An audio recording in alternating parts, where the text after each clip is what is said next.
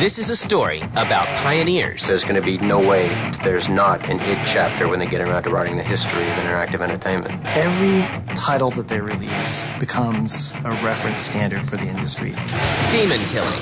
You're a space marine fighting your way to and through hell and back. Incredible graphics. The new engine for Doom 3, it's really revolutionary in the fact that it gives us the power to really create just about anything that we can imagine. They're just sitting there sometimes with their mouth open, just going, this is incredible. And a legendary gaming franchise. If you're going to list out the top 5 franchises in video gaming history, Doom's going to be on the list. Every gamer on the planet right now wants to get their hands on Doom 3.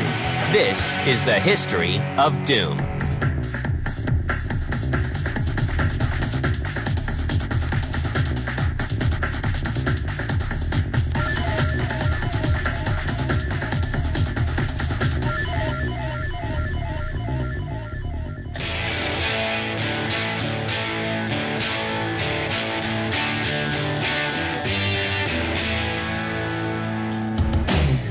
It's May 5th, 1991, and a small company in Mesquite, Texas called id Software makes a big impact with Wolfenstein 3D. It was not the first 3D game. It was not even id's first 3D game. But it was the first 3D game to really hit a national and even international audience. And it was done in a way that had impact. People weren't ready for it. Games that to this point really hadn't looked anything like Wolfenstein did, and compared to today's standards, that's not that great. But at the time, this was just a revolution. Wolfenstein 3D was the first real good example of id growing into a role as the originator of a genre and feeling confident about their humor level and their talent level, and really, unloading a lot of those skills on the genre they'd invented. But Wolfenstein is just a warm-up. On December 10th, 1993, id Software releases an even bigger blockbuster, Doom. The original Doom was really good because it was kind of the first game that kind of gave everyone a glimpse to the future of what games, would be like. Deathmatch was an id terminology. The word probably existed beforehand, but was popularized by Doom. When people talk about frags and all the other terminologies, they're hearkening back to things that were set in place by Doom. We enjoyed the jump to the more kind of horror action with Doom, and of course it was also driven by what we were watching at the time. Doom was always about aliens and Evil Dead.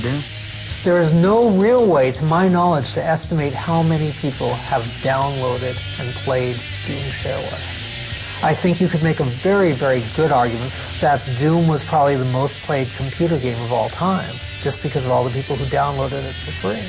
Doom will rack up more than 10 million downloads in its lifetime. id follows up with Doom 2 1 year later, but then takes a break from the franchise to release Quake in 1996. Quake in its day was an absolutely phenomenal engine to debut with. It was just raw technology that you would look at and say, we haven't seen anything like this on the PC before. And then they took it a step further. It was actually brilliant fun to play in multiplayer, and really created the multiplayer shooter as a phenomenon event. id Software's games in general appeal to fans because they put out next-generation technology with their new big games, and they're able for PC gamers to take gaming where it hasn't been before. I was certainly a strong advocate of getting good 3D acceleration in early on, and we went out of our way to do some of the early things, like the rendition version of Quake, the original GL Quake, being freely released. id continues to push the boundaries of technology with the release of Quake 2 in December 1997 and Quake 3 Arena in 1999. Quake was central in convincing every serious PC gamer you had to have at least a decent 3D card, and preferably the latest and greatest. Really, the big thing was when we went to Quake 3 requiring hardware acceleration on there. And that was, again, a somewhat gutsy move at the time, because there had been a few hardware-only games, but they had been these small niche products that generally hadn't been very successful. But once you were past that hurdle, you were never going back, and PC gaming changed forever, because that was the only way to play a shooter if you were serious at all. And Quake 3 was looked at in a lot of people's eyes as a bellwether of, is this going to be okay to do this at this time? And while Quake 3 wasn't our largest success, it was certainly a big enough success that everybody looked at it and said, that, yeah, you could still take advantage of the hardware features and still be very successful.